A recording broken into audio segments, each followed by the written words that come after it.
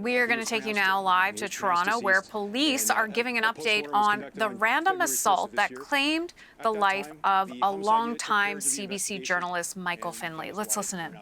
Have me here talking to you. As a result of the investigation, we have identified the person responsible for the assault, and a warrant in the first has been issued for a male, Robin Cropearedwolf of Toronto.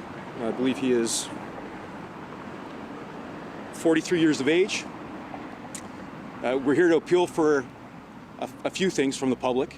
First of all, if anybody has any information that they would like to share with us, please be in contact with us. To this point, the community has been outstanding in providing us with closed-circuit television video, as well as we've had numerous witnesses come forward, and it's been key in leading the investigators in finding Mr. Cropearedwolf and believing him to be responsible for this assault.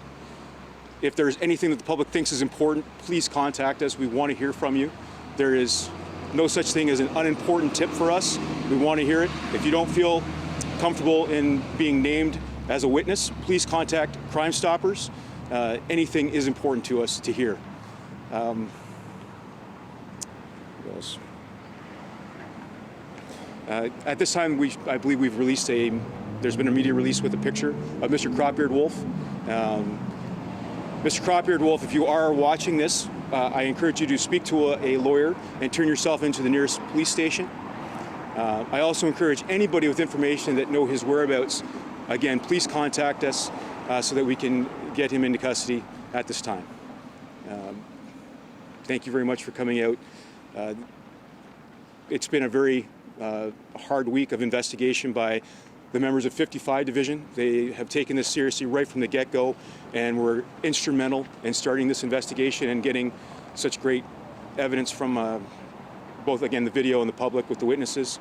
And we're very fortunate to have the continued cooperation with the community, and we hope that it stays that way going forward with more things. Anything that you have, please give it to us. It's we want to continue to gather evidence and do the best we can to put this before the courts.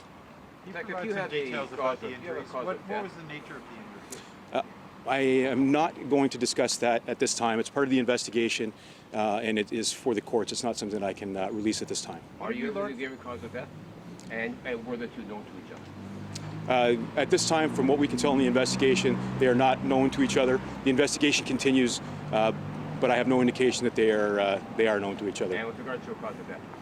Again, I can't share that at this time. It's part of the investigation, and I don't want to prejudice my potential jury pool going forward. What do you know, given the witnesses in the video, what do you know about the moments leading up to this incident? Again, that's part of the investigation. I will tell you that it appears, from what we can tell so far, it's a chance encounter on the Danforth, resulting in an assault. And it appears to be unprovoked attack, from what you can tell. Again, I won't discuss the specific parts of that. Both parties don't believe to be known to each other, and it does appear to be a happen chance meeting. So there was no interaction prior to the assault that you're aware of? Nothing that I'm aware of that I can discuss, correct. Was the victim conscious at any point after the assault leading up to, he said, the 31st, correct? Yes, so the assault occurred on the 24th. Mr. Finlay was taken to hospital. He was conscious. Unfortunately, for reasons that, again, I can't discuss, he ultimately passed away from the injuries. But we did speak to him, we being the officers, had an interaction with him, did have a conversation, but unfortunately, he passed away since. Any more questions? What charge are you looking for the suspect on? He's wanted for manslaughter. And was the victim in the hospital the whole time? I can't speak to that as part of the investigation, and it's not something that I can release at this time. Thank you, everyone, for coming. Thank you. Okay. That's it? Yeah. All right. Thank you very much, everybody. Appreciate it. That is Toronto police identifying the suspect in a random assault that claimed the life of longtime CBC journalist Michael Finlay. I want to bring in Megan Fitzpatrick, who is watching along with us and joins us now. Not a lot of details, but there was a key piece of information they wanted to share. Megan, they shared the name of the suspect, and they're calling for him to turn himself in. Yeah, and I don't have the name fully in front of me, Hannah. I'm not sure if you caught all of it. If you did, Yeah. please go ahead and say it. I heard Robert, and I didn't hear the rest of it. Yeah, it's Robert. Do we have that? Yeah, Robert Robin Cropearedwolf. Now, I'm sorry if I'm pronouncing that improperly, but it's Robert Robin Cropearedwolf. Yeah, it was hard to hear there, so Okay, great. apologies Thank on you. that, Megan. Yeah, I missed the top of it. So the other details they shared about that suspect are that he's 43 years old and of Toronto. Now, they did appeal directly to that suspect, Hannah, encouraging him to speak to a lawyer and turn himself in. In the meantime, they're also appealing to the public once again. They had already issued images of that suspect, some pretty clear photos of him. And they're saying in part the community has been very helpful. They did get a lot of video, they said, that has been helpful in their investigation, as well as many witnesses coming forward. This assault on Michael Finlay happened at 3:30 in the afternoon in broad daylight on the Danforth, a very public, busy street full of people all the time, lots of shops and restaurants, a busy thoroughfare in Toronto.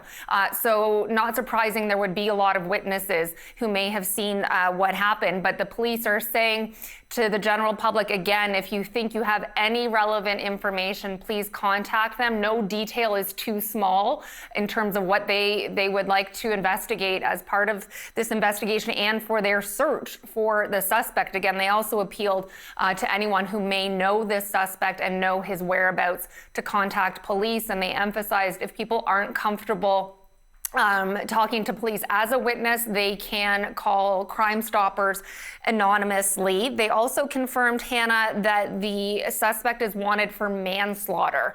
Now, originally this was an assault investigation, but given that Mr. Finlay unfortunately has now passed away, that happened on Tuesday, sounds like now they are upgrading the charges in this case to manslaughter.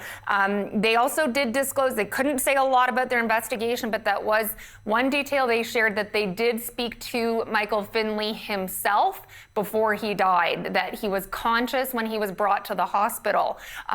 So they perhaps got some information from him in terms of the assailant who attacked him.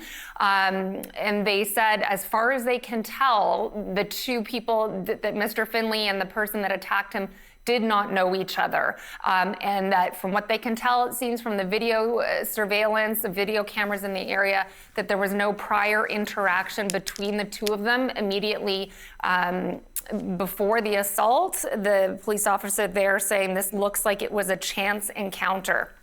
So a few other questions he couldn't, the police officer couldn't answer there, but a couple other details. And yes, the biggest development out of this today, a name of the suspect to go along with the images that they've already put out. So this is a significant part of their investigation, that they now know who they're looking for, Hannah.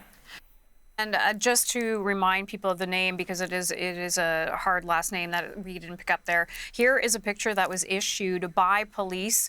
The name of the suspect, Robert Robin Cropearedwolf, I think it's pronounced that way. As Megan said, 43 years old. The two, Michael Finlay and Robert Robin Cropearedwolf, were not known to each other, as Megan was just saying as well.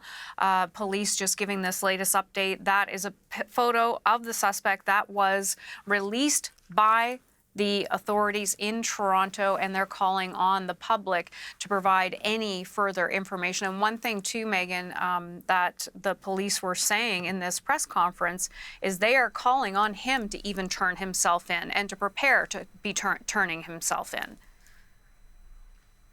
Yeah, again, they made an appeal directly to him, as I mentioned, to speak to a lawyer and turn himself in, as well as appealing to the public. Anyone who knows this person, knows where he might be, they're encouraged to contact police. Okay, Megan, thank you so much for bringing us an update on this story.